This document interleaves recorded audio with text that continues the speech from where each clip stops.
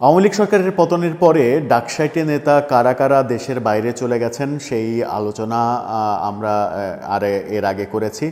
আজকে একটি দৈনিক পত্রিকা আওয়ামী লীগের দুজন নেতা এবং একজন মন্ত্রী তাদের পালিয়ে যাওয়ার খবরটা নিশ্চিত করেছে। তারা কখন কিভাবে পালিয়ে গিয়েছেন, কোথায় গিয়েছেন সেই খবরটা নিশ্চিত করেছে। কারা তারা, কিভাবে গেলেন, কোথায় আছেন সেই আলোচনাই করব। দর্শক, এই ভিডিওতে থাকবেন পলিটিক্স টিভির নিয়মিত আয়োজনে।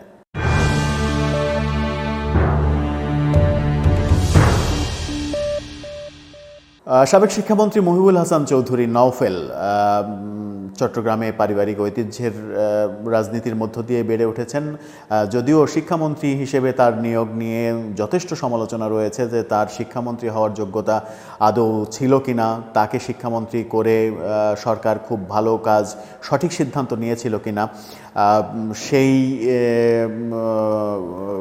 আলোচনার মধ্যে এর মাঝে শিক্ষামন্ত্রী কে হতে পারে না হতে পারে, শিক্ষা ব্যবস্থার চরম অবনতি হয়েছে কিনা সেই আলোচনার মাঝেও তিনি শিক্ষামন্ত্রী ছিলেন, এটাই সত্য।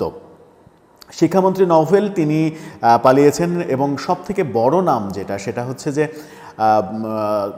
নারায়ণগঞ্জের সবথেকে বড় নাম শামীম ওসমান চৌধুরী।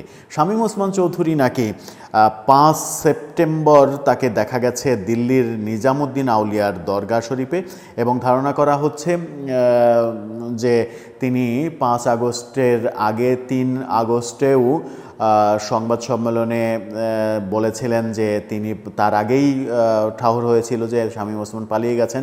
সেই সময় তিনি বলেছিলেন, না আমি পালাইনি, আমি দেশেই আছি। কিন্তু 5 আগস্টের পরে তিনি যেটা পত্রিকা বলছে সেটা হচ্ছে যে 5 সেপ্টেম্বর সরকার পতনের ঠিক 1 মাসের মাথায় তাকে দিল্লির নিজামুদ্দিন আউলিয়ার দরগাতে দেখা গেছে। জানা গেছে সরকার পতনের পর শামীম ওসমান দালালদের সহায়তায় রাতের আধারে বোরকা পরে ভারতে পালিয়ে গেছেন। তিনি এখন দিল্লিতে অবস্থান করছেন, অর্থাৎ ভারতের দিল্লিতে অবস্থান করছেন তিনি, সেটা নিশ্চিত করছে গণমাধ্যম।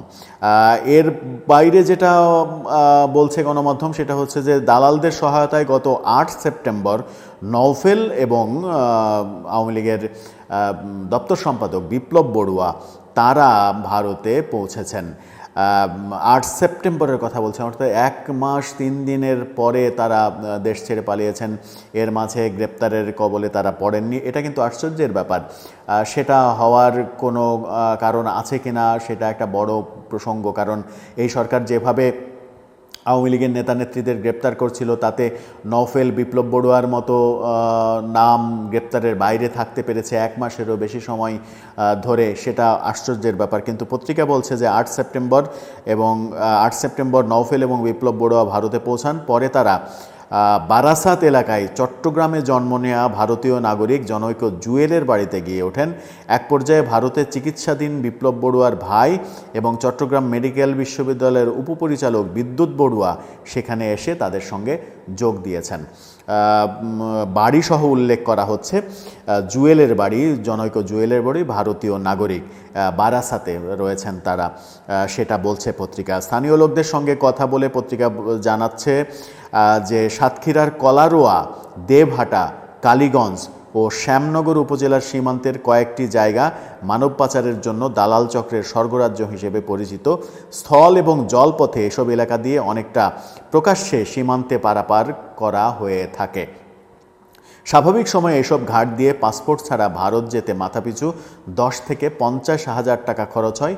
তবে বর্তমান পরিস্থিতিতে টাকার অঙ্ক অনেক বেড়েছে। আওয়ামী লীগ নেতারা 5 থেকে 20 লাখ টাকার চুক্তিতে ভারতে ঢুকেছেন বলে পত্রিকা নিশ্চিত করছে।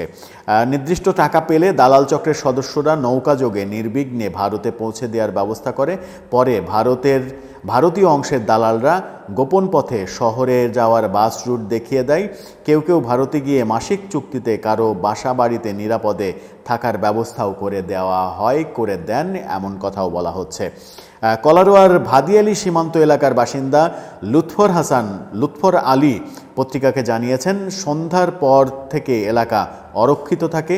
এ সময় গাড়িতে করে বহিরাগত অনেকেই আসেন।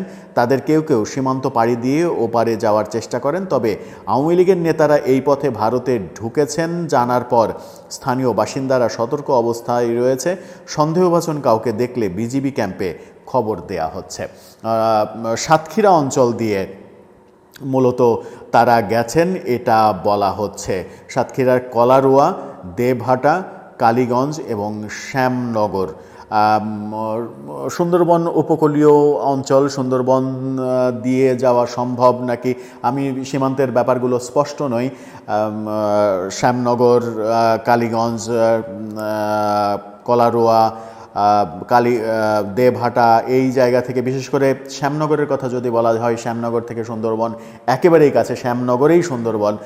সেখান থেকে সুন্দরবনের নদী দিয়ে ভারতে যাওয়া সম্ভব কিনা, হয়তো সম্ভব, খুবই সম্ভব।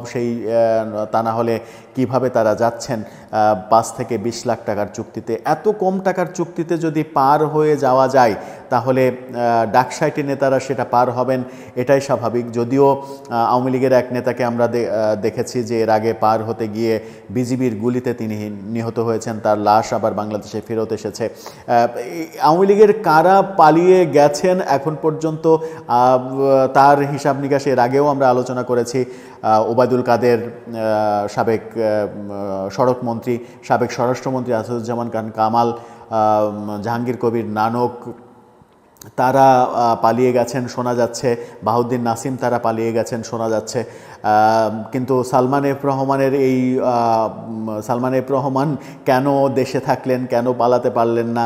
তার তো টাকার সাম্রাজ্য, টাকা দিয়ে 5 থেকে 20 লাখ টাকা, কেন 5 থেকে 20,000 কোটি টাকা যদি খরচ হয়, তাও যদি তিনি নির্বিঘ্নে বাংলাদেশ ছেড়ে চলে যেতে ইচ্ছা করলেই চলে যেতে পারতেন, তিনি কেন গেলেন না? নাকি কোনো কারণে তিনি আটকে গেলেন, নাকি 5 আগস্টের সময়ই তিনি আটকে গিয়েছিলেন? এটা সরকারের শুধুমাত্র ওই যে জায়গায় ধরা পড়েছেন সেই জায়গায় ধরা পড়ানোর পুরনো যে পুলিশি নাটক, সেই পুলিশি নাটক মঞ্চস্থ হয়েছে কিনা, সেই ব্যাপারগুলোও কিন্তু আলোচিত হয় চারিদিকে। সব মিলিয়ে আওয়ামী লীগ নেতারা এখন বোঝা যাচ্ছে, এখন জানা যাচ্ছে সেটা হচ্ছে যে বেশিরভাগ টপ নেতারা এবং বেশিরভাগ এমপি মন্ত্রীরা দেশ ছেড়ে পালিয়ে গেছেন, তারা আর দেশে নেই। এই হচ্ছে খবর। দর্শক, আপনার কি মনে হয়, আওয়ামী লীগের নেতারা কি এইভাবে পালিয়ে গেলে আওয়ামী লীগের জন্য খুব একটা লাভের কোনো কারণ হবে? আওয়ামী লীগকে যে পুনরুজ্জীবিত করার কথা বলা হচ্ছে, আওয়ামী লীগকে তাহলে পুনরুজ্জীবিত কারা করবে? আওয়ামী লীগকে নেতৃত্ব কারা দেবে? আওয়ামী লীগের নেতৃত্ব যে শূন্য হয়ে গেছে, শেখ হাসিনা পালিয়ে গেছেন, ওবায়দুল কাদের পালিয়ে গেছেন, এখন নেতৃত্বের শূন্যতায় কে হাল ধরবে? আব্দুল হামিদের কথা আমরা শুনেছি, সেলিনা হায়াত আইভির কথা শুনেছি যে তাদেরকে নেতৃত্ব দেয়া হতে পারে, কিন্তু সেটাও হচ্ছে না। সব মিলিয়ে আওয়ামী লীগের বেগতিক দশার খবরই প্রতিদিন নতুন করে আসছে আমাদের সামনে।